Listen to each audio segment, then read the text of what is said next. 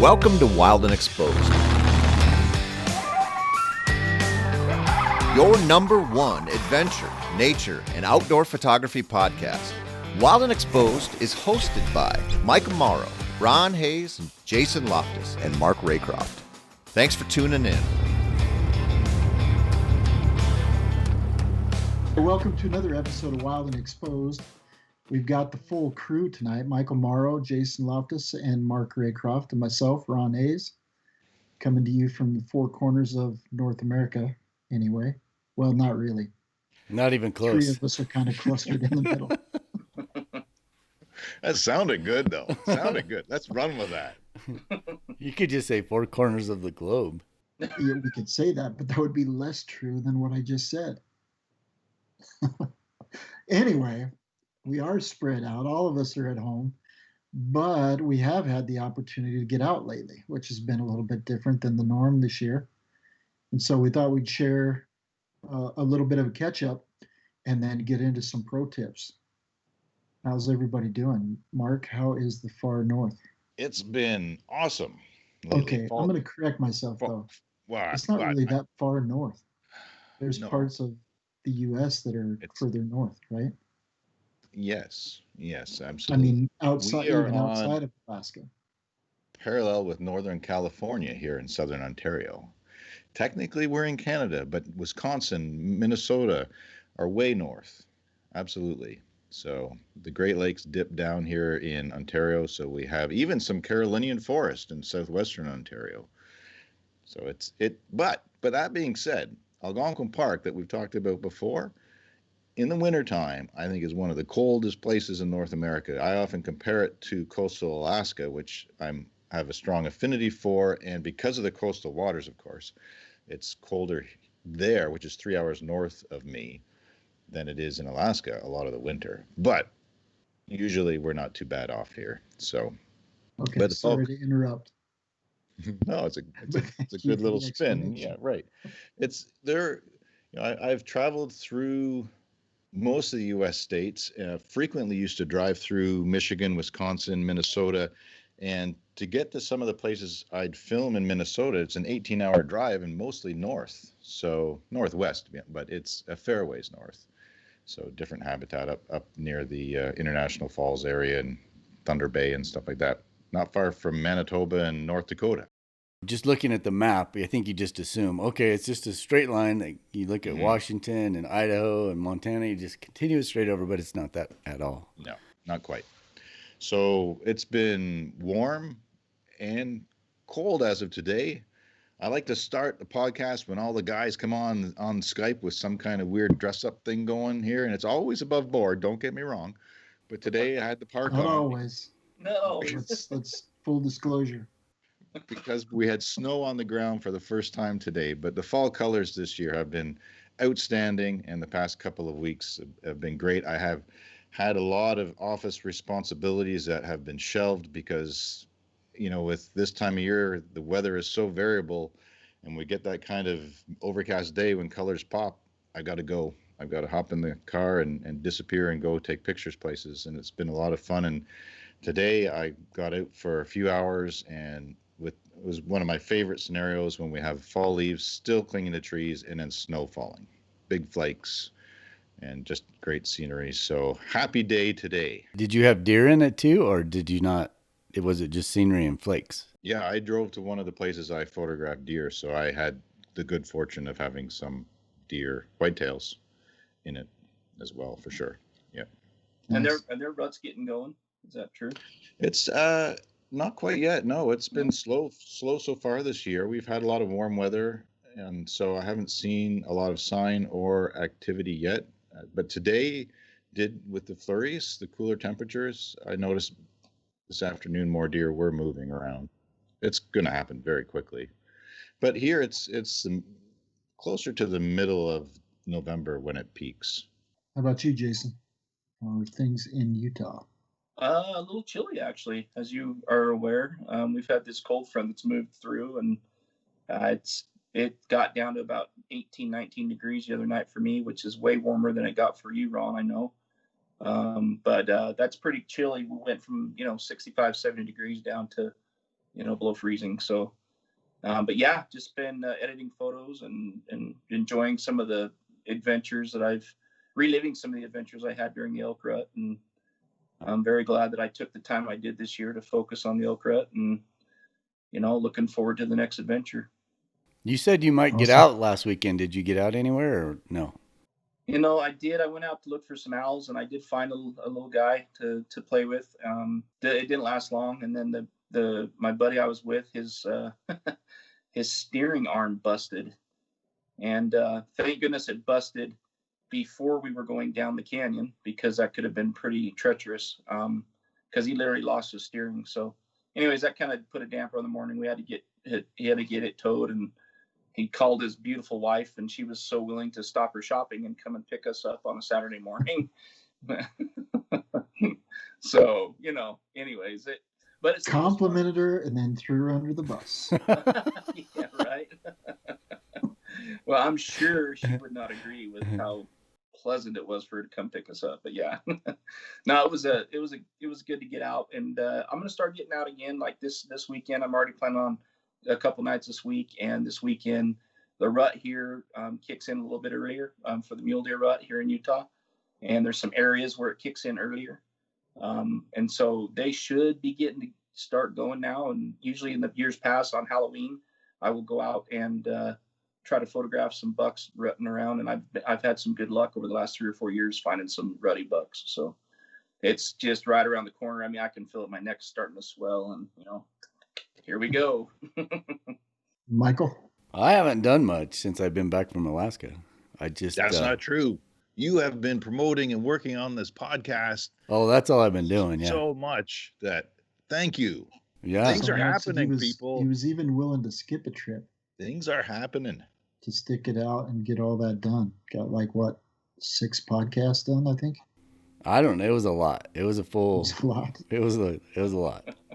But now they're all done. I don't have to worry about them. It's just we just post them whenever we need to post them. Let's make another one tonight. I know. Well, those were all the Nampa podcasts, right? So those are only going out once a month. So we're covered into next spring with those. We got a new one going out. So this episode will go out next Tuesday, which means the previous Thursday. It doesn't matter to the people listening, but we're doing a Nampa short. So we do one full-on Nampa episode, which is usually one of their members. And then we do one short one, which is just going to focus on a technique or an event or something that's cool that they're doing. But the first one I wasn't part of it. I can't remember who did that one. It was Braun, Mark, and yeah, the first short. Yeah, the first short one. I've enjoyed that was doing Jason and I. Yeah, the short one. Yeah, the short. And you guys pretty much just lined out what Nampa is, I think, for the most part. And Yeah, what they have coming up. So if you didn't listen to that, make sure you go back, and it'll let you know what's going on in your area. For sure. So, and then hopefully we're going to have ourselves an online store here shortly. Swag. Said potentially by the time this comes out. This is all the whole reason we've never had a store. I didn't realize how much work it is. And it's not a lot of work. It's not like it's hard work. It's just all these little T's you got to cross and I's you got to dot, and just one thing after another. You think you got it, and then it's like, oh no, you need to sign up for this and get an account and do this, and it's just connecting all the dots. That's just been the thing. And like I said, it's not hard work. It's just monotonous, double checking and rechecking, but it should be pretty cool once it's going. So make sure you keep an eye out for that on the website, and also on Instagram and Facebook. We'll put links to that store as soon as it's live, right? Oh yeah, for sure. Mm-hmm. Very soon we'll be able to just swipe up, right? Getting pretty close to that 10,000 mark on the Wild and Exposed page. Thanks to Mark's efforts on that on Instagram. So pretty soon we'll be able to do that with the stories, yeah. So what have you been up to, Ron? Well, like Jason said, it's been frigid, like January cold. The other morning, it depended on where you were in the county and where the cold air was. The coldest temperatures I saw were 18 below, and the low right in town was 11 below. So we had a little bit of little bit of an Arctic blast early on in the fall, and it's kind of happened last year too. And then it was a pretty mild winter. But we'll get into that in a little bit. I was able to make it over to the west side of the state with the intent of trying to find some owls, like Jason said.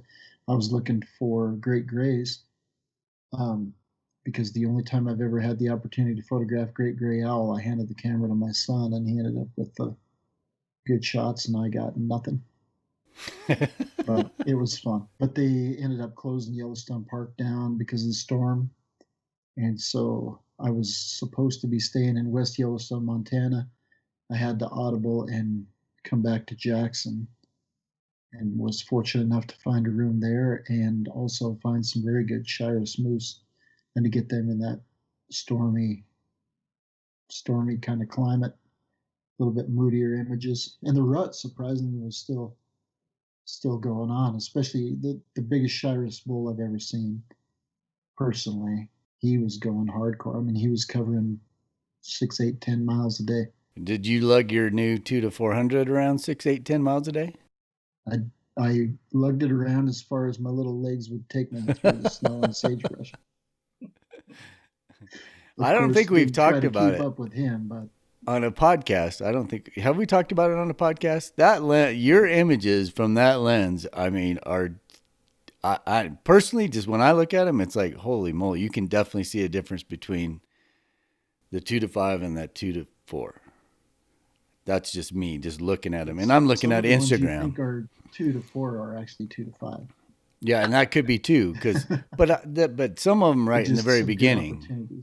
Yeah, I could tell, and those are the ones I'm referring to. The bokeh that you get out of that lens, like you guys had referred to before, I actually bought it, is definitely on a different level. It's just clear, nice, butter smooth. You know, you can really separate your subject from the background, and that's been the biggest advantage to that setup. I've been a little bit disappointed, to be quite honest, with the autofocus of the R5. I have been struggling.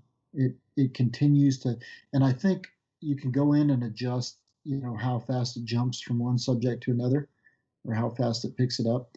And I think I need to just go in and just say lock on subject and totally back that off, because every time a branch blows and you get a leaf that goes across your subject's face, it jumps and focuses on that leaf.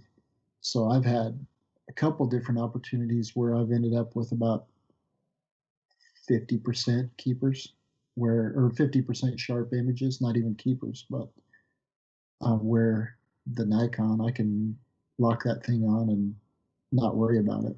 Which focus point are you using?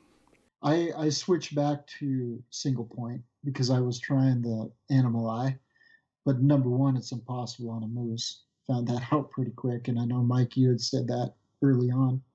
And number two, it was snowing, so it's not going to happen, because then it's jumping from snowflake to branch to subject, and so I just switched back to point focus and just stuck it on their eye, and that worked out quite a lot better. But you know, autofocus, you might as well turn autofocus off when the snow is coming down thick. With a big lens, if you're in there with a 24, you're good. Yeah, I was not. Weren't quite that close. Huh. But no, it's been a good couple weeks. And then Jason, you ended up getting the R5 too, because we haven't all talked since all this happened. So you got an R5, and then you got the 100 to 500, right? Yeah, that's correct. And I actually haven't even really had a chance to shoot it. When I went out for the owls, I gave it to Hunter, my son, and he actually did a really good job and got some pretty cool images. And he's in a photography class right now too, which is kind of cool. So he's been out taking photos with using, he just basically, he says that's his camera now. So, we'll see how that goes. But he's been taking photos of praying mantises and all kinds of stuff out in the yard, and he's got some really neat stuff. So I'm excited to get started using it. But I was going to tell you, Ron, Harlan helped me set up mine. We walked through all the menus, and that's one thing he actually mentioned was don't let it switch subjects. I mean, why would you want it to? Just turn that off and just leave it on. Yeah. Whatever you focus on, it stays locked on that. I mean, if you think about it, it makes sense. Why would you want it to jump to anything else? You know? Yeah. And I just need to go in and adjust those because you can take it from level 3 to 0. Yeah. So I just need to go make that adjustment and probably call Harlan. It was funny when we were in southern Wyoming. Well, I can say I was in Colorado now.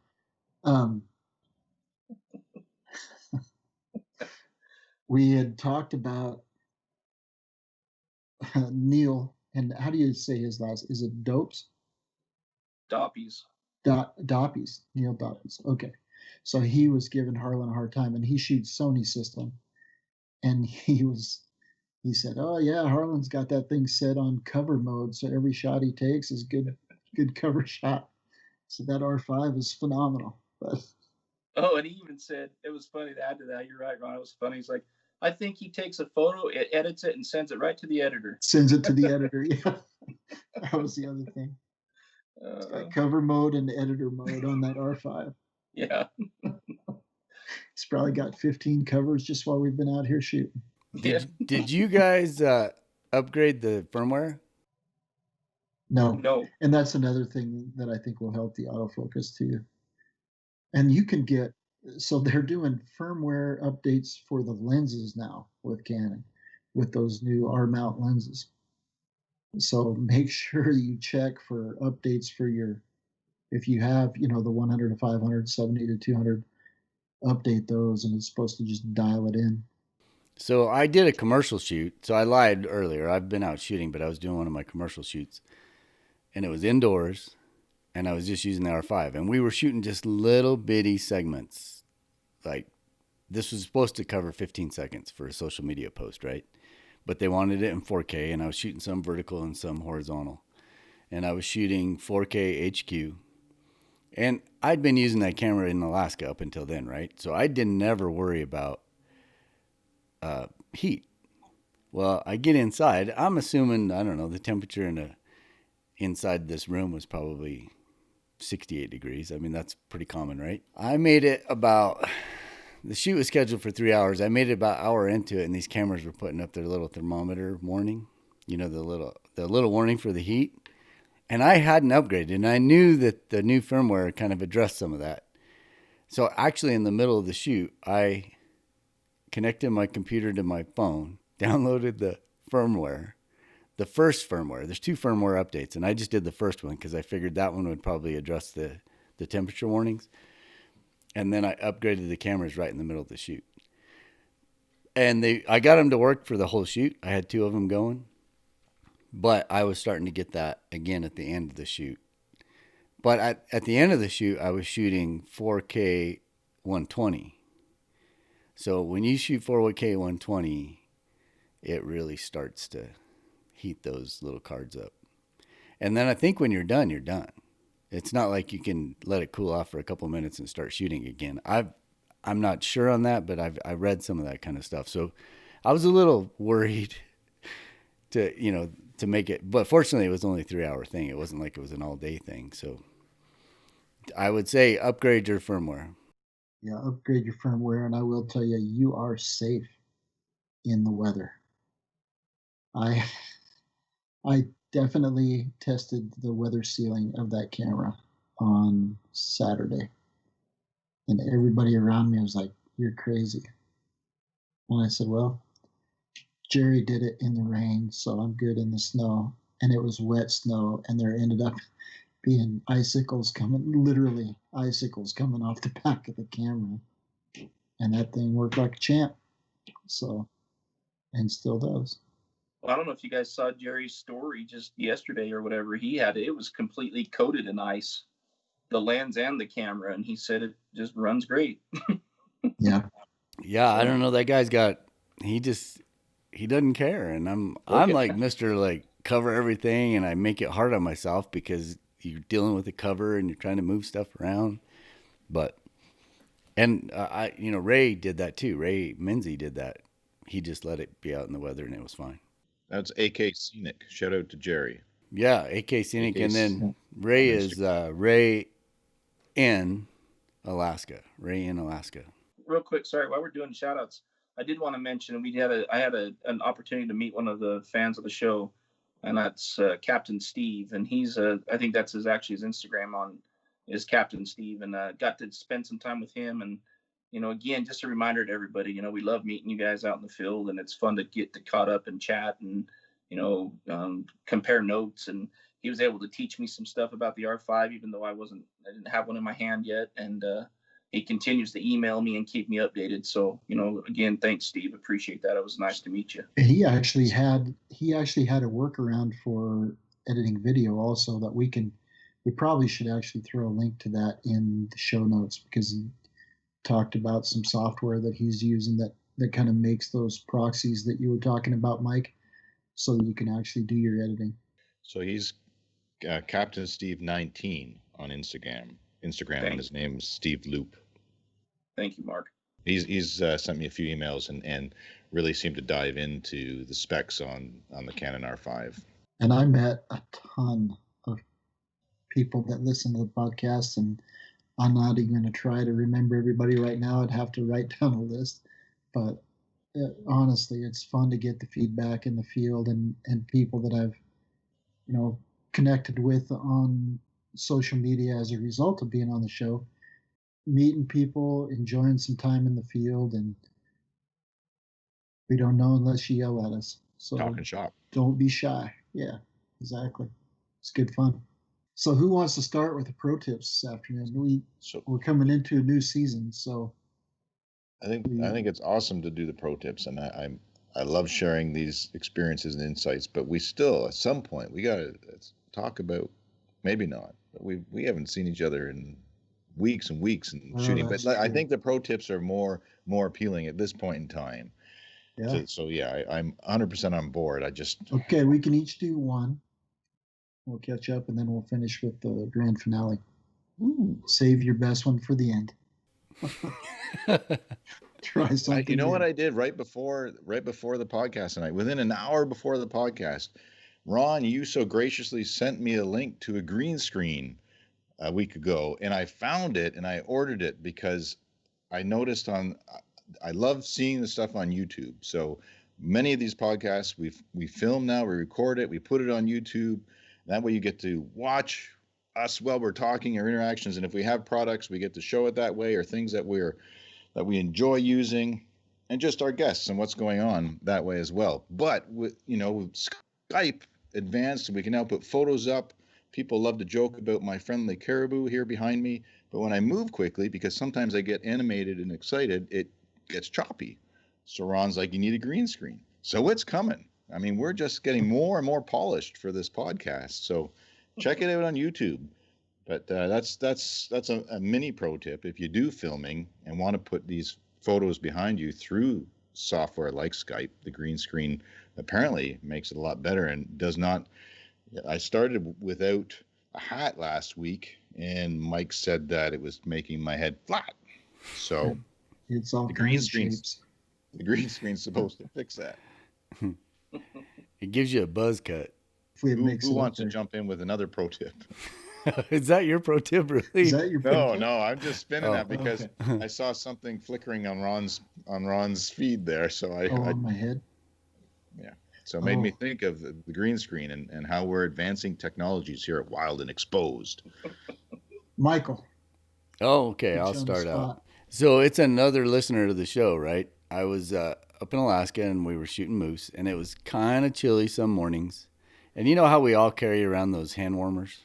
Those, little plastic wraps. Shake them up. I always carry those around. I throw them in my pack. And, there's just some of those days where it's just super cold, and your hands are so cold that sometimes you can't even feel your trigger finger. You're pushing the button. But nowadays, you can't hear the camera if you got it on silent mode. And I've been in situations where I'm just not sure if I'm pushing the button. I can't feel my finger. So you end up pulling out those little hand warmers, and away you go. Well, Dave, his name's Dave Wood, he was up shooting, and he pulls this little thing out of his pocket, and it looks like a little battery charger for your phone. And I'm like, what is that? And he's like, this is that rechargeable hand warmer. And I was like, no kidding. So he handed it to me, and it's aluminum housing, so that somehow the technology in there just has batteries and it just heats up that aluminum. And man, it was way better, way warmer. And then what I like is you're not throwing away these little disposable hand warmers all the time, and you don't have all that plastic, and you know, obviously you're still consuming electricity to charge that thing up. But I went down and bought a couple of them, and I put one in each pocket if you know it's going to be a really cold morning, and you just stick your hand in your pockets and away you go. Both your hands are warm. Or you can just do one, and then if you're going to go all day, but you got to kind of manage. The one I was using, you have to manage it where turn it on, get that housing warm, and then shut it off because it'll blast through the battery pretty quickly if you just leave it on nonstop. I mean, you're probably like 3 hours, you probably would be done with the whole thing. But it also serves as a phone charger. So it has a little port on it so you could charge your phone too. So if you're out and it's not a cold day, but you run out of phone battery, you can charge your phone with it too. So that's my pro tip. It was $14 at REI. So it's not like a really expensive thing. REI. Yeah. Fun place to shop. I bought the last ones that were at the REI in Anchorage, and the guy told me that those were the last ones they were selling. The next batch was coming in, and it was going to be a little bit more expensive, so I don't know what that means. But it was a lifesaver after I had them on those cold days. Name? So the one I was looking at, I left it up here. It was called Elements, I think. I'll spit it out here in a little bit. I'll put a link to in the show notes to it. But it was pretty good, pretty good. Well, it's a timely pro tip, man. We're all freezing. It's white out. Right? Yeah, I think it's good for the time of year. It's with winter coming on, and then like I said, the thing I liked about it the most is I'm not throwing away all this stuff every day. You know, you just don't need it. And that thing was working pretty good. Oh, and the other thing I was going to add to it is I did a lot of work with GoPros and the Osmo Action, and I was just using those cameras a lot, and I'd run the batteries out, so I could charge the batteries with it out in the field if it wasn't cold. So that is my first pro tip. Mark, it looks like that might be a segue into one of your pro tips. A little bit. I didn't know where he's going with it. Just you know, we do this on the fly. We make our lists and have if we're smart, we have an extra one put up for just in case there's overlap. But no, I one of the pro tips I was going to save it for the second, but let's roll with this on action cameras. I mean, these little gizmos have been so much fun since they've come out, and this spring the DJI Action Cam, which is the one that I've been using and really enjoy, went on sale. So it was like, okay, hitting the rumor sites, when's the second model coming out? Because it was a significant sale. There's still nothing. It's still a great camera, but they came out with Osmo Pocket version 2 in the past couple of weeks, but not the Action Camera 2. So I'm curious to see what they will, if they come out with a second one, what it will be improved on it. Not that I see it needs anything other than if it would be some kind of higher resolution video. The stability is great. But my pro tip was in using these cameras. Truthfully, people, Michael knocked it out of the park with some of his action camera stuff this fall. Just phenomenal footage. Loved seeing it. I hated seeing it because it was a reminder that I couldn't go. Well said. Yeah. But it was incredible. Yeah. So there's the GoPros, which are great too. So one thing I learned playing with this stuff, I mean, it works for certain situations, certain animals, and not for others, of course, unless you're willing to risk losing it, what have you. But the GoPros have always been great as well. But one camera is not enough. We're on these trips. We want to get this footage. It was so much fun to get into the woods. So picture me and a couple of friends, 300 yards, 400 yards back in the timber with some moose, and they're either standing up tending the bull with the cow, or they're bedded, and I'm just trying to think, well, way ahead of the time, not close to them, where are they going to go? I'm going to put this camera and hopefully get some cool footage coming really close that we can't get holding a camera safely. So I kept doing that over and over and over again, placing it. So my buddy Eric started calling my camera the no action camera. And then we get in the bush, and he'd be like, "Okay, Mark, where are you putting your camera?" I said, I think they're gonna come over here. I'm gonna set it up over here." Okay, I'm going the other way then. And it was just one camera didn't cut it. I will have 3 next time because, again, it's limited opportunities. The light's right that day. It's overcast in the forest. We're not going to have fall colors again. We're not going to have a nice bull moose tending a cow. These opportunities and create different perspectives, but you cover more reach with more than one camera. It's worth it for what these cool little devices cost at, I think they're 500 Canadian, 350 US. Is that about right, guys? That's about right. Yeah. For the most current version, yeah. Yeah. So one thing, part of the pro tip, it turned out to be an action camera at the end of the trip. It really did. But before that happened, I realized, one, you want a really big micro SD card in there. And sure, you can run these Bluetooth off your smartphone, but you can't always be close enough with some of these rutting animals that you can do that safely. So you need, then they don't have a motion sensor on them yet. Hey, DJI and GoPro, let's do that. Let's put a motion sensor in these cameras so that they can activate themselves. Instead, we've got to let them roll. There were times, the moose might have been bedded 50 yards off, and there was this a rock cut and a trail. I'm like, they're going to come along here. I'm going to set the camera here. But it had to run for an hour and a half or longer before anything can happen. So have as large a micro SD card as you can in it. But then there's the battery life. You can't just leave the one battery in it and expect it to film for 2 hours straight at 4K. So what I did, and this won't work underwater, of course, is I popped the housing, and on the DJI, you could take off the door at the plug-in, and then I had an external charger, which was ideally, it's a solar charger, but it didn't need that because it's a big enough bank. It would keep it running longer than the SD card would last.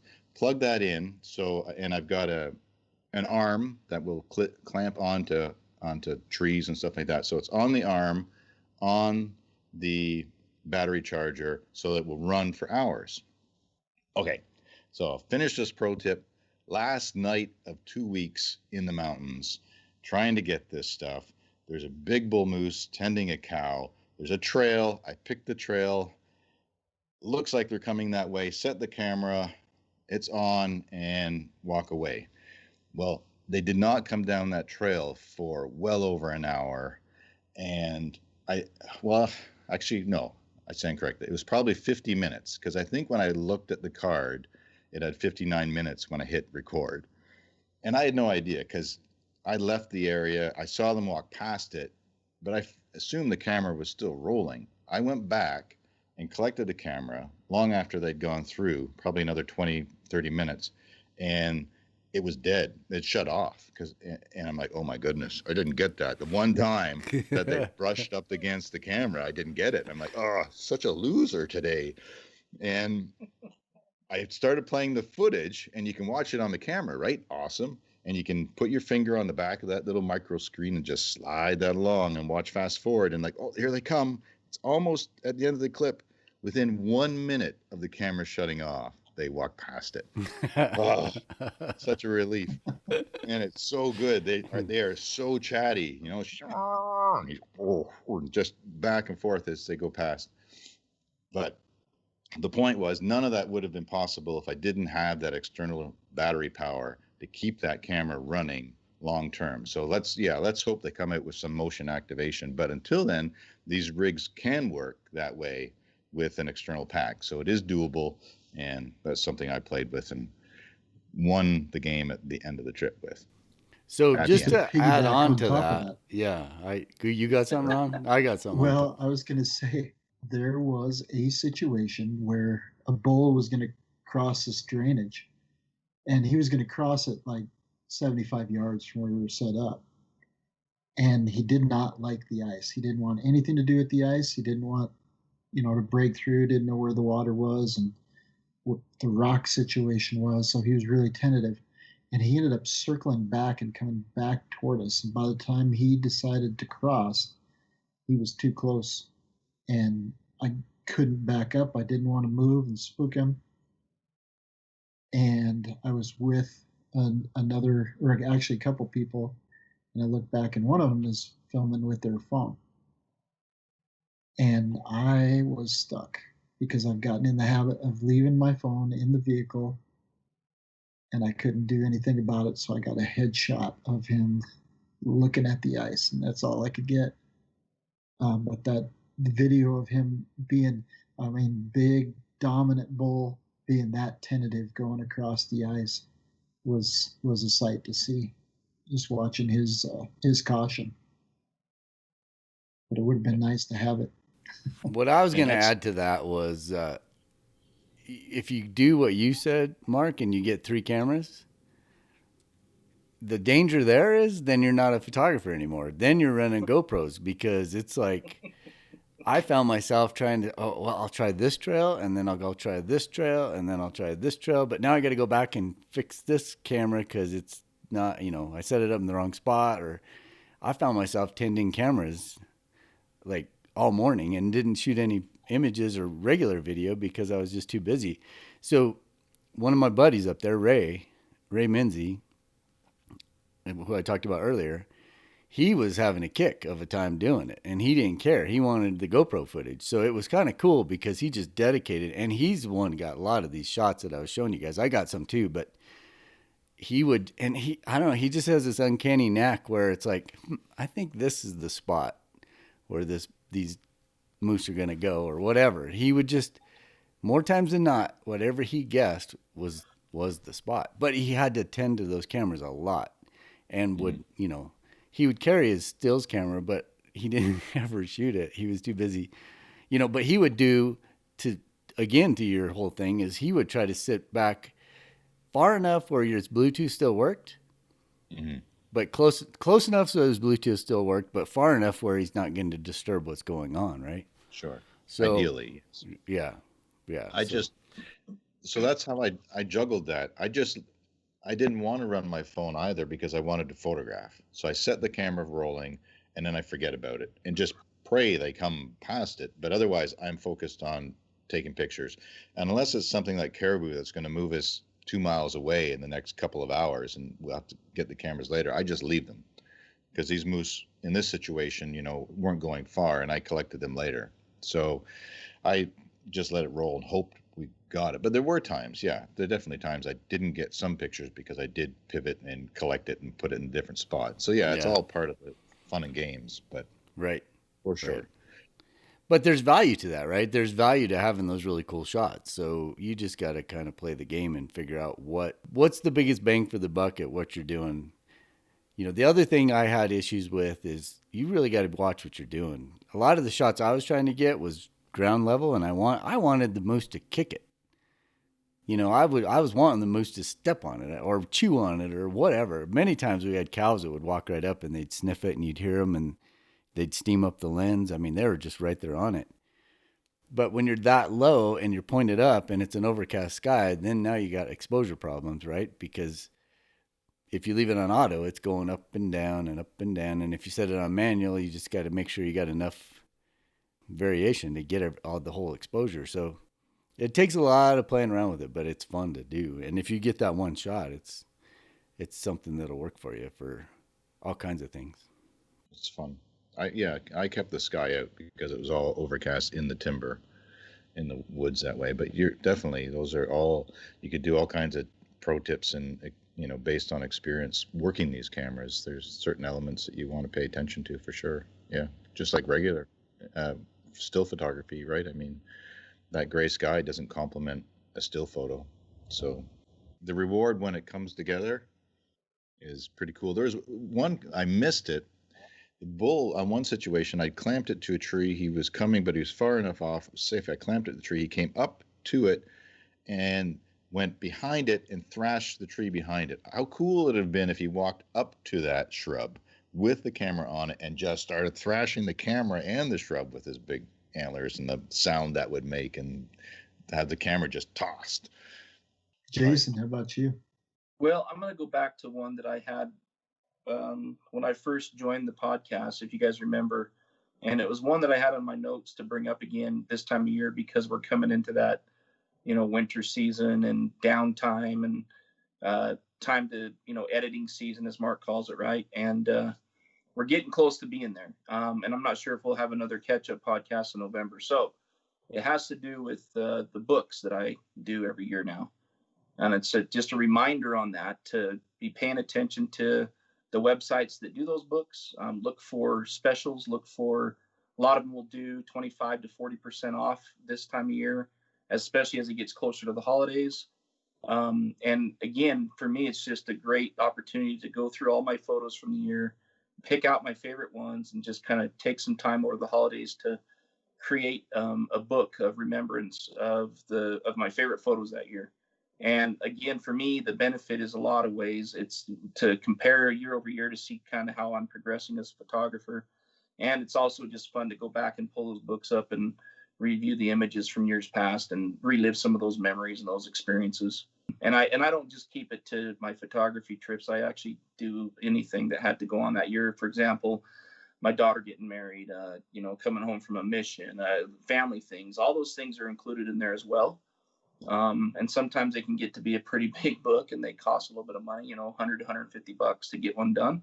But if you look for those discounts, it's a good time of year to be doing it. And it's something I've found a lot of value in. So that's my pro tip, is just a refresher and a reminder on that as we come into that season at this time of year, to be looking for those savings and those deals out there. And some of the websites that do it, I know Nations Photo Lab does it. I know Bay Photo does it. Most of the Costco.com does it. A lot of the big photography sites offer that as an option to create different books. And some of them have different products. So you might want to shop around a bit and see which products you like and just kind of go from there. But that's it. That's what I've got. That's awesome. They're great keepsakes, for loved ones, family. Sometimes I've done trips and had them made just for friends that have come along on a trip and make an extra, and some of them, $45, $50, great keepsakes.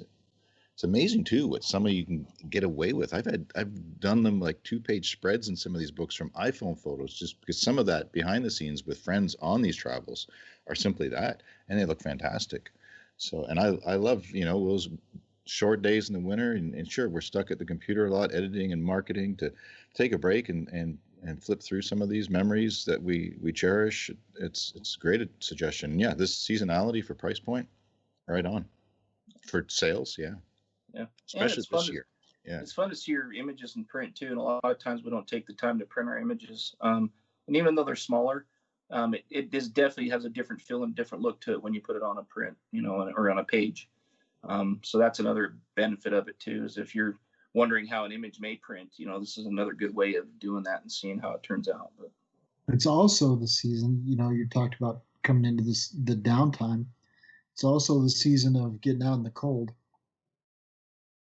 And I was just doing, yes, that too. Getting out with a cold. I was just doing some work for the Wyoming Department of Tourism, and one of the things that they wanted me to touch on was safety. And so, we talked about safety around animals and knowing behavior and that kind of thing. If you don't know behavior, make sure you're with a guide or with somebody that does. All those types of things. But one of the biggest ones, number one, make sure when you're going out in the wintertime, especially, let somebody know where you're going, when you expect to be back. But the pro tip is, when I was in law enforcement, we always had a go bag. No matter what time of year it was, you'd have a go bag that you just grab, go throw it in your duty vehicle, and it had extras, extra food. It had extra gloves. It might have a set of binoculars, that kind of thing. For wintertime, I have one of my North Face bags it's my wintertime go bag. And I have my heavy wool clothing. I have a heavy stocking cap or toque. Is that right? Thank you. Thank you very much. Yes. This is a good translation. Okay. Yes. Yep. And then also I have a Mad Bomber hat with some faux fur that it's also wool on the outside, and then it's got the faux fur on the inside, and it'll keep you warm. Frostbite, hypothermia are two of the biggest problems that you can run into in the wintertime. So make sure that you've got the gear set aside. I also have a 0-degree sleeping bag in there, so I can wear my clothes if I need to. If I get stuck or my car breaks down, like you talked about, and the temperatures are inclement, I can crawl into that bag and it's just going to keep me warm for a little bit longer, keep my body heat, kind of trapped inside there. There's also some food in there, some extra water, just everything that you might need to stay out a little bit longer than you expect to, because the winter times, in the summertime, if you get stuck out and break down, it's just bonus because you can sit out there and enjoy the evening.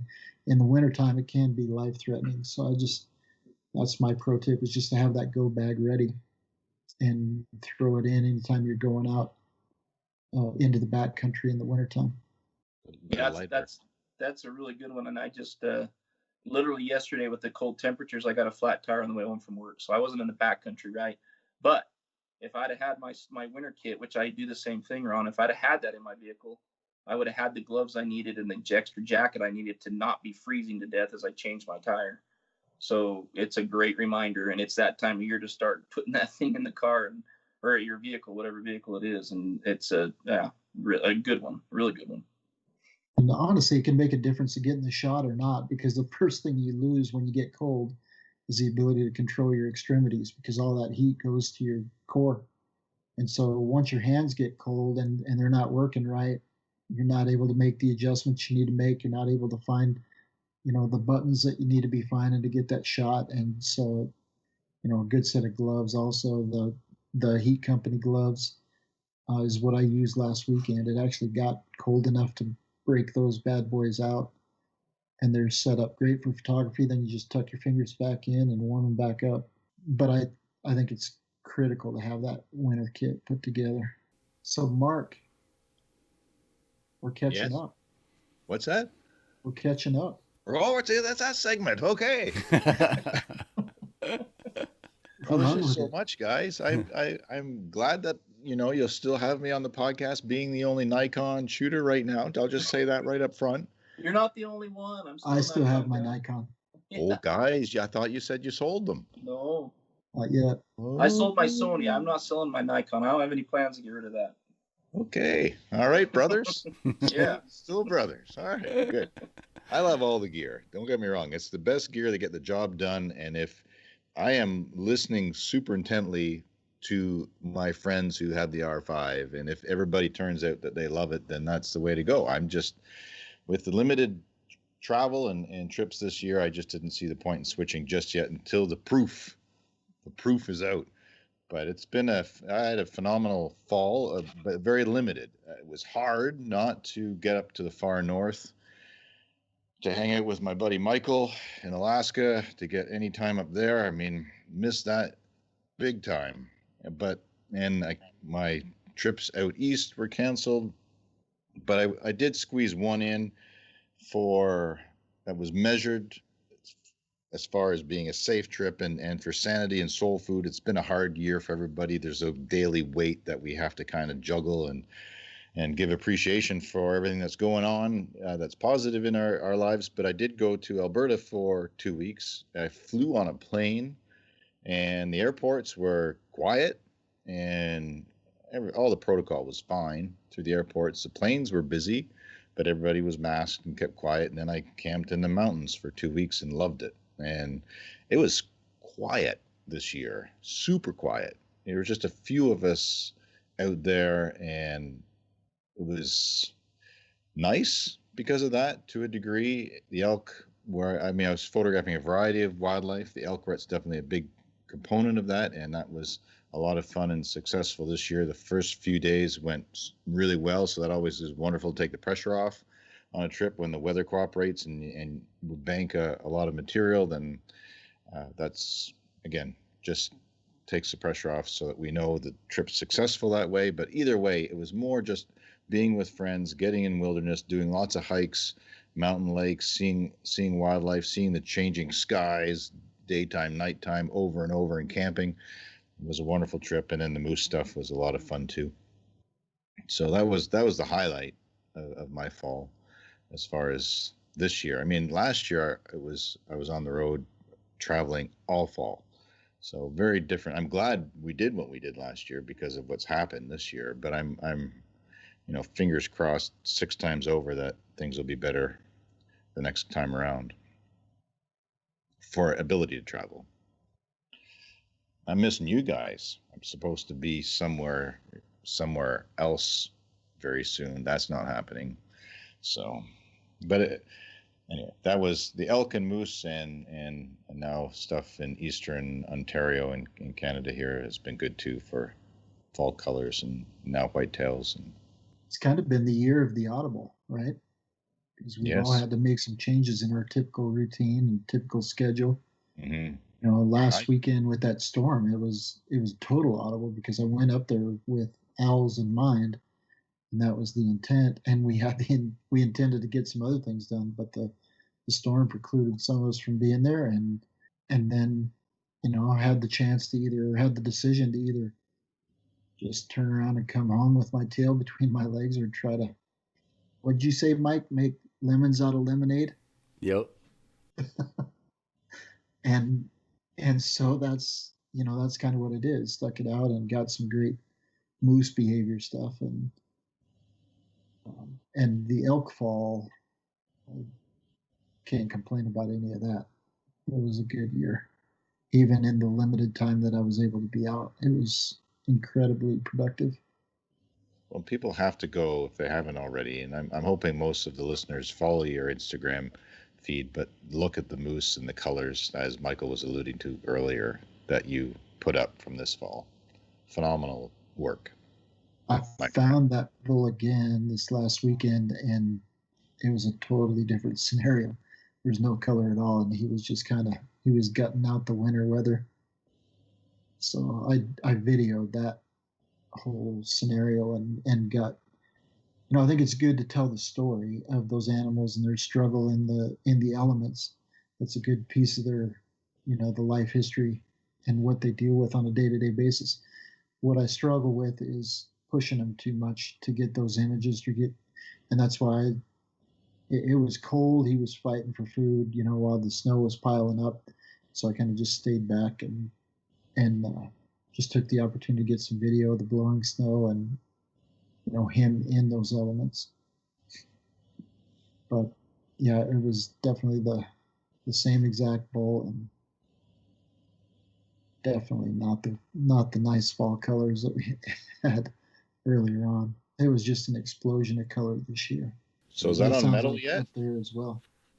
It's not yet. Why not? It will be soon. I'm contemplating getting an acrylic of that one. They all have sales going too, like practically every couple of weeks, right? Yeah. All those high-end print companies. Watch for that. Yeah, let's see that. That's deserved. Big metal or acrylic. Big metal. Big metal. Yeah. So Jason, you were going to go up there and meet Ron too, right? Did you not go because of the weather? Yeah, I didn't go. It was a little bit of the last minute. Ron texted me and said they just decided to shut the roads down in Yellowstone, and I kind of took that as it was that Ron was going home with his tail between his legs, but he decided not to, obviously. And then by then I had made other adjustments in that. So, and driving in the storm and that, it wouldn't have been as fun for sure. But I kind of wish I had been able to go because, you know, every time I go on a trip like that, and you know me, I'm more than happy to drive over the weekend for something like that. And every time I go, I never regret it. It's always, you know, fun to get out, and I always end up finding something to, you know, even if it's just to refresh and get out in the nice cool weather and clear my head, it's always worth it. So kind of bummed out I missed it. But Michael had, if he didn't have 16 podgraph, I'm going to start that over and you can edit that out. I don't know what a potograph is, but it's a new thing. 16 podcasts. That's you signing the swag. We're going to be selling potographs in the Wild and Exposed store. I like it, Mark. Hit us up. Yeah, no, I'm glad. Once I was bummed that I didn't go too, but then I knew I had all that work to do. And then when you texted me and said, "I think you made the right decision," I was like, "Oh, well, I wonder what happened." But I'm glad I did by default.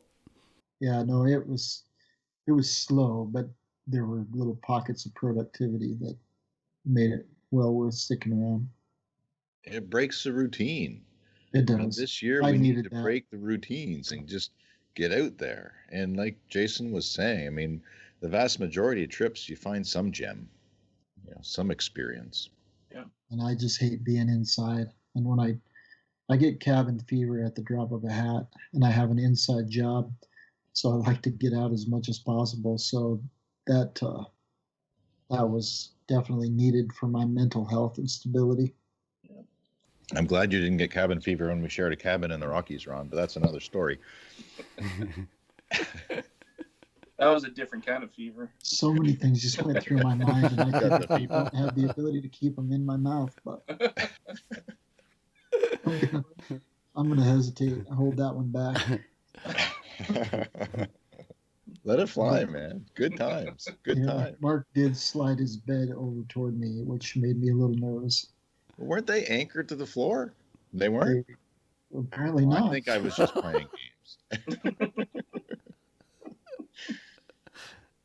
Maybe I just happen to roll out of bed on the right side sometimes and don't want to hit the floor. All right. Pro tips. Are we back to the pro tips yet? Second pro tip. All right, Jason. All right. So a while ago, I mentioned the turkey chairs or the beach chairs for using staying low to the ground and that. Another tool that I've used in the past for those kinds of experiences when you have an opportunity to camp out on a critter, and we've talked about just the normal ground blinds or the tragopan blinds or any of those kind of blinds you fully covered. Some wildfowl are a little more tolerant, and you don't necessarily need a full covering. And I've found, and I'll get the brand and that to you, Mike, and we can put it in the notes. But if you just look up just ground blinds online, you can find these. They're about 3 foot tall, and yet they vary in size, 2 to 3 foot tall, and they're probably 6 to 8 feet long. And they just have stakes in them. You stick them in the ground, and they just basically cover up your lower half of your body. And as you're sitting down low like that, and just kind of mask your movement and stuff. And I found that's a really good addition to my photography kit when I'm out there, being able to do something like that when I'm staked out in an area, or I'm sitting on an example I always use is a burrowing owl burrow or something like that. And it works great. It just masks that movement of your lower body, allows you a little bit more flexibility, and puts the animals at a little bit more ease and allows them to get more comfortable and used to you being around. So that's the one I'm going to throw out today. I wasn't as prepared as I should have been. So. Oh, that's good. They're packable too, right? So very packable. Like an accordion, they fold right up. Yep. Yeah. Nice tight little round, about 24 inches long, maybe, depending on which one you get. And they're super easy to pack, super lightweight. Yeah, very, very effective. So Michael and I ended up with one of those wrapped all the way around us. We got in the wind on a sharp-tail lek later on in the spring, and that thing just blew right into us. So you did that for anchor, so you wouldn't blow away. You hugged in together and wrapped it around for a mast. Actually, we just pushed that thing to the ground, and the sharp-tails didn't really care that we were there anyway. Yeah. Yeah, you get something like that hanging on your tripod, and then your whole thing's shaking, and you can't shoot video.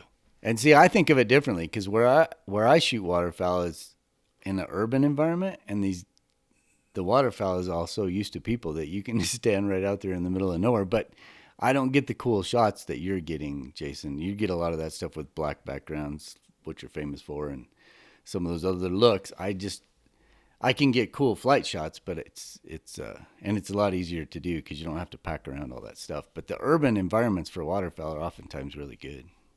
Yeah. Yeah, that's a pro tip in and of itself. Is if you're wanting to shoot some waterfowl, don't be afraid to go and check out your local city ponds and stuff. Especially in the winter, you'd be surprised what's available out there and what you might find of little nuggets of waterfowl and other types of birds that you can photograph there for sure. So open it's on sunny days. Yeah, and even on crappy days. If you've got moody weather, that's cool. I'm just thinking if it's just gray, the water and sky go gray. But if you've got snow flurries, winter. But sunny gets the water blue, the sky blue, and then you've got just that pop. Yeah, for sure. Sure. But yeah, I love the flurries with waterfowl. That's cool. Yeah, and flurries and dark, moody weather is a little bit different story when you're trying to shoot birds in flight. So that adds a whole other level of the challenge. So jump in. All right, sure. I don't know. This pro tip is not something that anybody should take personally at all. It's just a suggestion about composition. It's something I see happen all the time when I'm out photographing myself, and it's just a visual cue that I pick up on is do not let, when you can help it, do not let trees or brush sprout from an animal's head or back. And it's just a matter of pivoting one way or another, right or left, to change that a little bit. Even today, you know, there was nice fall foliage behind a deer I was photographing, but there were a couple of exposed trunks that looked like two straight lines, two pipes coming out of the back of his head. Made no sense. Wasn't worth taking the image. So just take a step right or left if that's possible in the situation to clean that up, and just be aware of that, because it will make the images that much more striking. It's a significant compositional distraction to see, especially if you don't see it go to the ground. Like if it's a big oak tree or a big pine tree and you can see the roots and the animal standing by it, that's okay, that's one thing. But if you don't see it because the animal's body is blocking the base of that tree or shrubbery or whatever the vertical lines are, but it comes out of the back or out of the head, it just takes away from the visual power of that image. So something to keep in mind when you're out filming. I see it on different posts on social media, and it's something that potentially could be improved upon for composition. They don't grow the trees out of their backs or heads, and it's just something about that vertical line with some of these animals. When you throw a horizontal line of their backs and of their body, when you throw a strong vertical in that sprouts from them, it kind of confuses things. That's my compositional pro tip for today's podcast. That's another good one. I think we talked about this before, but I have to send it to Mike and we can put it in the show notes, because it's a perfect example of an image that I took years ago that I wasn't aware of paying attention to my background like I should. And it's a photo of a Yellowstone bull elk bugling. His head's turned and he's bugling, and he's got a big old tree coming right out of his mouth. And well, in that case, that's good.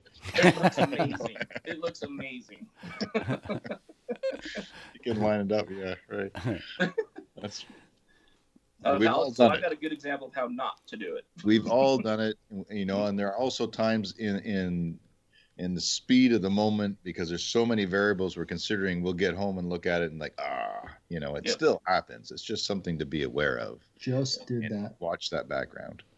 This moose had a bunch of grass like covering up his nostrils, and I'm looking at it. I'm like, I would only have had to move like 6 inches to clean that up and to have a clean shot of his face. So it's a good reminder to look at your images, and you see it when you get back, but it sucks to know that I was so lazy. All I had to do was move 6 inches and it could have been clean, but I just didn't pay attention to it. But that happens too.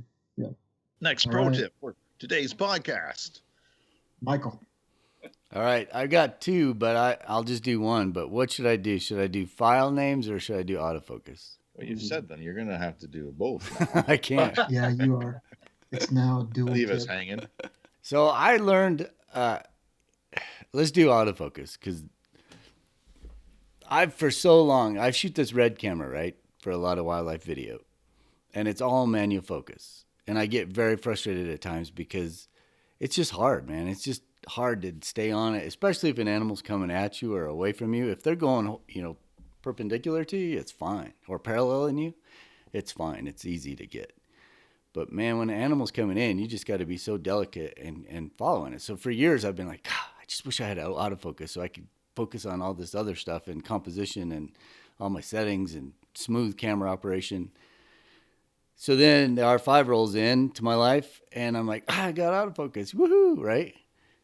So it only brings up a whole nother set of problems, because now all of a sudden I'm on autofocus, but then I'm dealing with what Ron was talking about earlier in the podcast, where your focus point jumps around. So if you have any animal walking paralleling you, and you got the focus, it's nailing on it, and then it walks behind a tree, and I can set the amount of time that it reacts to change the focus.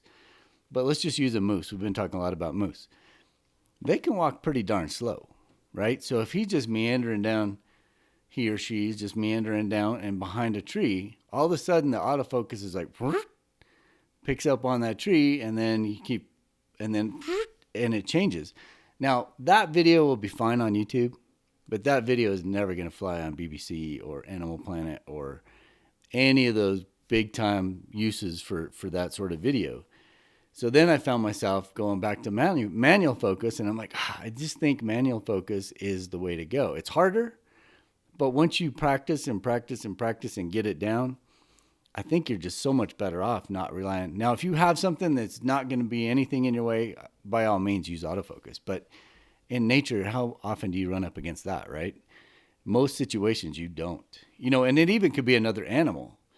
And it's just the camera autofocus is so fast that it picks up something else. It's not even like you're trying to do this really eloquent rack focus to emphasize, hey, there's a cow here and a bull back here, and you're just going to rack focus between the two of them.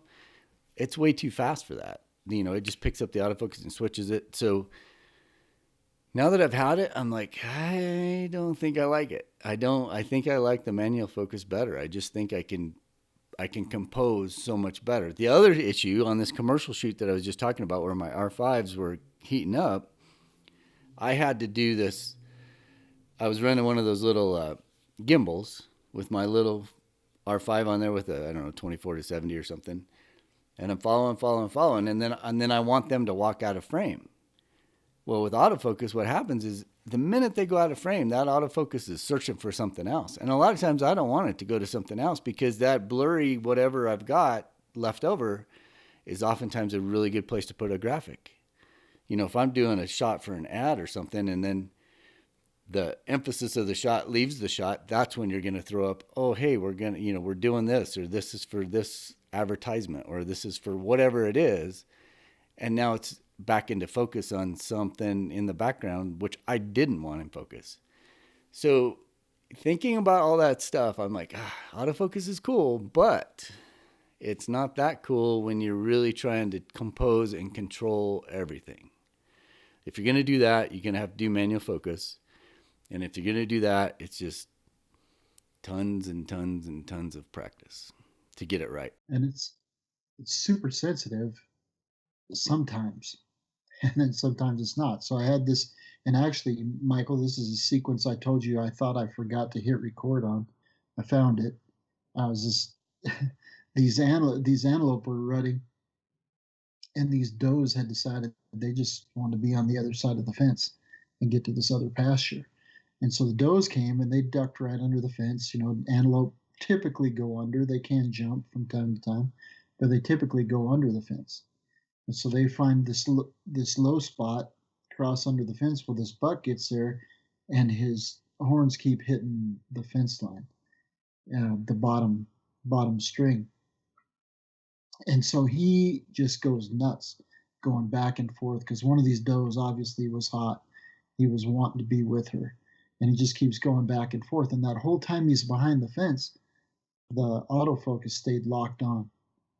And then he finally works his way under that wire and goes across the road and to the other pasture. And he goes in front of a reflector pole, which is a lot less intrusive than all this fence that he's just been walking back and forth on. But it jumped to the reflector pole. And then as soon as he got by it, jumped back onto him. So I think you're right. Manual is still the way to go for video. And the good thing about the R5 on the Nikon D850, it has focus peaking, but it only has focus peaking at 24p. So 24 frames a second. You can use the focus peaking, which, it just changes the color, tells you where your focus plane is. And the R5 has it all the way through the gamut of shutter speeds on video. So that is another advantage. So you can do some manual focus with that and have that to work with. So you can kind of fine tune your focus. And it's hard. I think it's really hard to use manual focus with a DSLR. These lenses are just not cut out for really smooth autofocus. If you're using a cinema lens, like Sigma makes a few and they all make a few. They just have a bigger distance that you twist the barrel or you twist the focus ring, and it just gives you a little bit more time to kind of slowly roll into it and nail it. With the DSLR lenses, it's just not very far at all, and all of a sudden you've gone past focus. So it's the same as screwing it up with autofocus. Now all of a sudden you've got a shot that it was in focus, now it's out of focus. Oh wait, we're back. Oh no, we're out again. Oh no, we got it back. It's just none of that stuff cuts it in the world to make this really good storytelling video. So I don't know. That was just my tip, and it was really good for me, because I've wanted autofocus forever, and then you get it, and it's like, I think I don't want this now. I found myself grabbing my Red camera for a few days just so I could go out and just have that manual focus opportunity and control everything start to finish. Well, it's definitely a dance, right? Depending on the composition and the amount of vegetation or other animals, for sure. Yeah. And what you're filming too. I mean, it's totally different if you're, doing kind of a vlog type of a setup. Yeah. And it can lock onto your eye and no problem. It's great because you can move back and forth and it's still going to stay locked on. But for wildlife, I still think there's definitely the big time nod goes to using manual focus. Yep. Or if they're walking across the stream, Captain Steve sent me some footage the other day. He was sending me some emails with some samples, and he had a moose walking across the stream, and then you're great for autofocus, right? Because there's absolutely nothing that's going to get in your way other than another animal or something, but it was just a single bull. So it was fine. In that situation, I guess you could switch it over to autofocus and let it go. But I don't know. It's just something to think about. If you're trying to be out there producing really high-end video that you might want to sell as stock or sell to one of these big-time shows, then you might want to think about manual. If you're doing stuff for YouTube, a lot of those things fly with YouTube. It's fine. If you're just watching something just because it's cool, it's not super critical. But if you're trying to put something into Planet Earth or anything on Discovery or whatever, they're going to be pretty critical. My last one is, Mark always talks about working the scene. And typically when we talk about that, we talk about it in relation to composition, or working the subject, I guess. So you're recomposing, you're using different compositions, taking some vertical shots, taking some horizontal shots, just getting everything you can out of the situation. And I'm going to add one thing to that. We always talk about dramatic light and knowing your camera. One of the things that I played with this weekend, and I do it far more often than I even realized looking back over this last year especially, but playing with shutter speed and exposure. So just because it is daylight out does not mean you can't get dramatic light. If you've got, the sunlight illuminating one side of an animal, the light's not overpowering. So I was shooting a cow moose and I just started kind of playing with it. She was just feeding, gave me several opportunities. And I noticed the light was just hitting one side where the other side was in shadow. So I started playing with my shutter speed. And just by taking that shutter speed up to, even 1/8,000th of a second, 4,000th or 8,000th of a second, I was able to get some real dramatic light. So it looks like the sun's just coming up, when in fact it was probably 10:30, almost 11 o'clock in the morning. So the sun was up, the light was starting to get harsh, but you can still kind of work that scene, but not necessarily in the traditional manner of just working composition. So play with some things like that.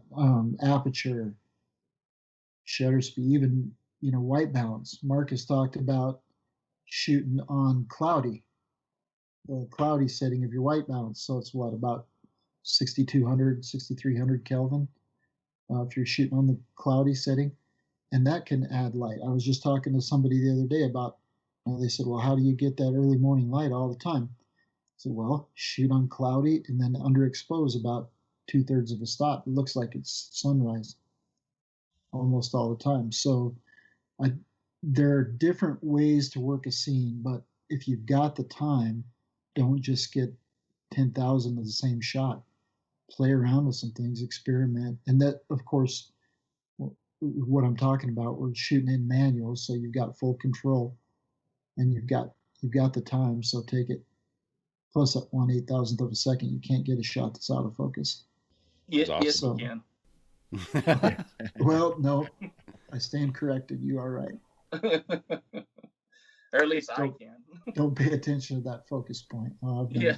it. There are people I see, again, without, I mean, I love everybody's work, and what's most important is the experience that everybody has in the field. But there are people who have a lot of images that could play with cloudy white balance sometimes. I see on Instagram that would be just a different look, something to try. Saturation levels, especially with autumn colors on a cloudy day, can be super nice. And maybe not everybody's into that as far as color popping, but play around with those, especially if time permits. It's surprising the difference. And you can do some of that in post-production too, Yeah. as well, if you're shooting raw, which everybody should be shooting raw who's serious about their photography, just due to the latitude of correction that can be done to the images. It's a good one. Good variety today. Big Yeah. variety. Ron, I'll just add, like I said, I think we actually talked about this on one of the Nampa podcasts, but to add just a little bit to what you just mentioned, it's, a lot of times we worry about getting the light right. And that's another one that we can, you talked a little bit about the light, but, playing with it, but what about backlight? What about, what I mean? There's a lot of different ways to play with light. So once you get your standard images, the images you really want, that's another one. Just don't be afraid to really get creative with the light and try some off the wall, unique things. You never know what's going to look really neat in post, and you might surprise yourself. So, Yeah, digital's phenomenal. The variety of things that we can do. There are these software programs now when you put your file in that have all these sliders. You can hit auto. I like to, and just to see what these smart software programs think your image should look like. And it's like, what? Look what it did. Holy smokes. And then you have these sliders like, well, the blacks are a little too dark, and just play with all this. A lot of fun for those that have time. Yeah. So much time. Yeah, I don't know if you heard, but the R5 will actually send the cover images right to the editor. Something has been missing in my life. When I heard that, I had a tear in my eyes. That go, newfangled slider software has made its way to Canada. Right. Yeah. It's something else. I don't know if time permits, Michael, but we talked a little bit before the podcast about Instagram, and Jason and I brought it up too. And I don't know if we want to dive into it for 5 more minutes or not. Just the ongoing changes with social media and Instagram and the importance of this platform. And last week's podcast, which was a fun one with Greg Piper and all his amazing travels and stories, came up because of his success with Instagram and following algorithms. And he gave us some ideas and insights from where things he's tried. So the subject came up that, obviously most people know that Facebook bought Instagram a fair while ago now, and some of that changed how it functions from what I hear. And so there are always these changes to algorithms and what makes images successful or growth. And it's a challenge. And we mentioned last week with Greg Piper that, image quality is a big deal. What any photographer puts up to get traction, it's got to be their best work, or, stuff that they want to represent their portfolio, using the proper hashtags to get traction, switching it up, using different hashtags and not always the same ones, being consistent with the post, putting up a good caption. There's a whole bunch of variables. Stories seem to be becoming more and more important to getting traction, is to be complementing posts with stories, and not necessarily a mirror of the post, although that can be fine, but just something engaging through a story. There's so many with time, and all of this is time, that we're well aware of, that who participate with Instagram, but there's so many creative little formats and things that we can add to our stories that engage people that way too. But with the Facebook thing, I'm not sure how legit it is. I've done one sponsored image before, which means paying to have it promoted. So when you see through your feed, somebody's that you may or may not follow comes up, and underneath their name it says sponsored, means they've paid for promotion of that image. And there's a whole spectrum of setup for this. And I did it once before, and it wasn't hugely successful, and it was probably a few months ago that I tried this. And with the idea that these companies, obviously they're making a lot of money, presumably through all the advertising that we see on these platforms that come up in the feed. But I was thinking and wondering if there's something about, if for people who want to grow it, if doing a sponsored image once in a while is important. And I asked Greg that last week from his opinion based on his 400,000 followers, and he said yes, it's something that now and then he does. And it's a question of, I guess, if people have sponsors that will pay for it or whether they pay out of pocket themselves. So I elected to do one last week. I put up one of my all-time favorite highest selling images that I have held back from Instagram for 3 years just to shake things up and see what it would do. It's a roll of the dice because the day I chose to put it up may or may not be the best day, and what's going on. There's so many other variables, but I tried, and then I also sponsored it. And so I went in through the setup, which is fairly automated. And of course, each and every one of you decide whether to do this or not. I'm just experimenting, trying to see what this will do for my feed, which I'll get to in a moment, the results of it. But I set it up to do 4 days of promotion at $10 a day for a $40 all-in price point to see what that would do. And it did obviously get traction. Honestly, it didn't get as much as I hoped it would do, but here's the interesting twist that I've noticed so far is that it did get decent traction, that image, and more likes than the average post, significantly more, but not astronomically more. But I did notice the whole trend of the activity of my page remained high and boosted for days following even. So it just gave it a push across the board. And I'm not as a one-off, so I don't know if this will happen all the time. I'm not keen to do this frequently just due to the cost. But the reason that so many photographers, all of us that are serious about our photography and have ambitions to sell or are selling our photography, there's an enjoyment to Instagram, but it's with also the hope of selling stuff. And there are promotions that each of us do to try and sell stuff through social media like Instagram. And just a part of me was wondering if by doing the odd sponsor, whether some of those would get more traction with time as well. So I'm going to try another one. I'll give feedback on the next podcast that we do on a catch-up one, where I just want to pick, instead of 4 days at $10 a day, I'm going to pick one day, try to pick the best day of the week and maybe do at $10 or $20 and just see for that one day the difference. But anyway, it wasn't astronomical, but I think it helped as far as the boost, but it did help grow traction. And as far as the number of followers, so I'm at 32,000 in change. It only went up a couple hundred followers for that promotion.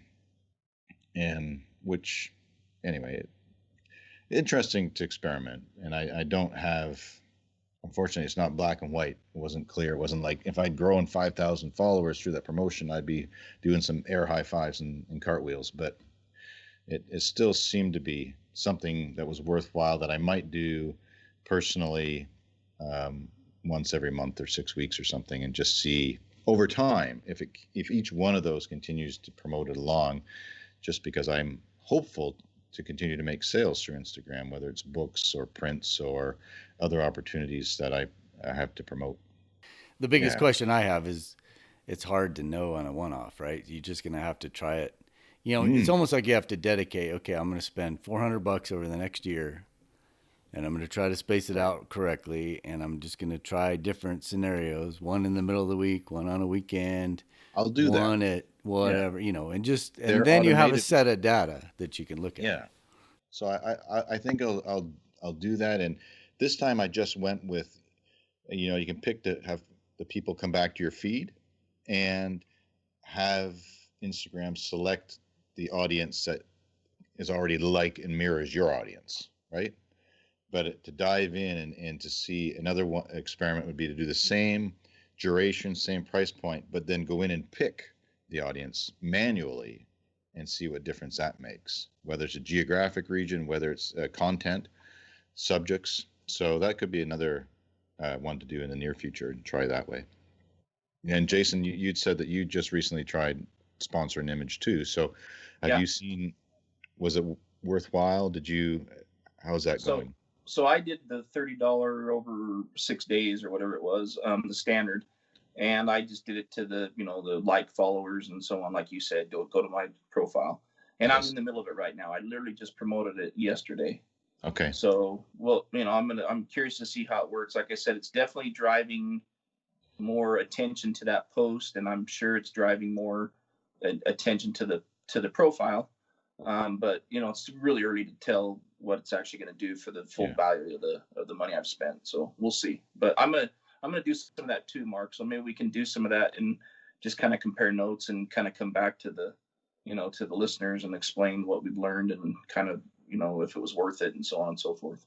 Yeah, exactly. I mean, I wish we didn't have to pay, but if, like Michael said, if I mean, we're putting a lot of time into this, but it's the way business works. If we put $400 into this over 12 months, for instance, and we're making, let's say, hypothetically, if we make $4,000 in sales off Instagram that year, then it's worth it if it continues to build the site and build the page.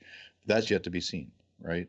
Yeah. So it's an interesting thing to experiment, especially from somebody like myself on the business side, where I recognize what I believe to be the potential of this social media, especially how it continues to evolve in our society, and to generate business revenue from it. Growth is important, and so to put some small percentage back into it to see if that boosts it to create revenue as a professional is something I'm willing to experiment with. Yeah, I'm actually kind of surprised that Instagram hasn't come out yet with a pay-to-play option, for professionals, that they're willing to pay to have certain changes in the algorithm, or I don't know, whatever it might be. But I know for a fact that's something I would definitely consider if it was, if I could see the value in it, and have that be an option, for folks that, you don't have to, but if you want to, here's what it gives you, here's what it does for you, here's how it drives, more attention to your profile, whatever it might be. But to me, that just seems like a common sense thing that they would want to do. But then after I watched this recent documentary called The Social Dilemma, I'm starting to wonder if maybe just our data is just worth way more than we realize. And so sure, there's that side. I'm no doubt making a lot of money through other channels. Yeah. I'm a conspiracy theorist, so I'm just going to stay really quiet on that. Well, it's a platform that's hard to ignore for marketing potential, right? We've talked about it many times. Sure. We have websites, and to me, my website is still useful and functions and is worth having, but it's not the best form of discovery any longer. Right. By far and away, it's the social media as far as being found by new people, new clients. Bring up Greg again. He was commenting on a great sale to a fellow in Russia for a big print. It's stuff like I believe Instagram will have far greater reach that way, there's a community to it too that I do enjoy, a network of people and some communication. But there are times on wilderness trips it's nice to have a break from it and just hear the birds in the trees. Last week was a very nice break, even if it wasn't all in the wilderness. But I do, I had some things go on family-wise.